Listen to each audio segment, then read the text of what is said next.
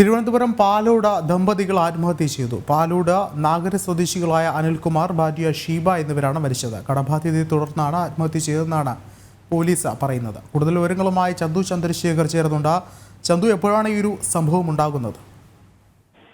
വിഷ്ണു, ഇന്ന് ഉച്ചയ്ക്ക് 1 മണിയോടുകൂടി അടുത്ത വീട്ടിലെ ബന്ധു വന്ന് ഇവരെ വീട്ടിൽ വിളിക്കുമ്പോഴാണ് ആളനക്കമൊന്നും കാണാത്തത്. തുടർന്ന് ഇവർ വാതിൽ തള്ളി തുറന്ന് അകത്തേക്ക് കയറുമ്പോഴായിരുന്നു ബെഡ്റൂമിൽ രണ്ടുപേരും, ഭാര്യയും ഭർത്താവുമാണ്, ഇവർ ഫാനിൽ തൂങ്ങി നിൽക്കുന്ന ദൃശ്യം കാണുന്നത്. വിതുര നാഗര കെ ഭവനിൽ അനിൽകുമാർ 55 വയസ്സാണ്, ഭാര്യ ഷീബ 50 വയസ്സ്. ഇവരാണ് വീടിനുള്ളിൽ തൂങ്ങി മരിച്ച നിലയിൽ കണ്ടെത്തിയത്. തുടർന്ന് വിതുര പോലീസിനെ അറിയിക്കുകയും പോലീസ് സ്ഥലത്തെത്തി കേസെടുക്കുകയും ചെയ്തിട്ടുണ്ട്. സംഭവത്തിൽ കാർഷിക സംയോജിത ജൈവ കർഷക സംഘം നെടുമങ്ങാട് ശാഖയുടെ പ്രസിഡന്റ് കൂടിയാണ് അനിൽകുമാർ. അതുകൊണ്ട് കുറച്ച് സാമ്പത്തികമായ പ്രശ്നങ്ങൾ ഇദ്ദേഹത്തിന് ഉണ്ടായിരുന്നുവെന്നും ഈ സാമ്പത്തിക ബാധ്യതയെ തുടർന്നാണ് ആത്മഹത്യ എന്നുമാണ് പോലീസ് പ്രാഥമികമായി പോലീസ് നൽകുന്ന വിവരം. എന്തായാലും പോലീസുമായി ബന്ധപ്പെട്ട അന്വേഷണം ആരംഭിച്ചിട്ടുണ്ട്.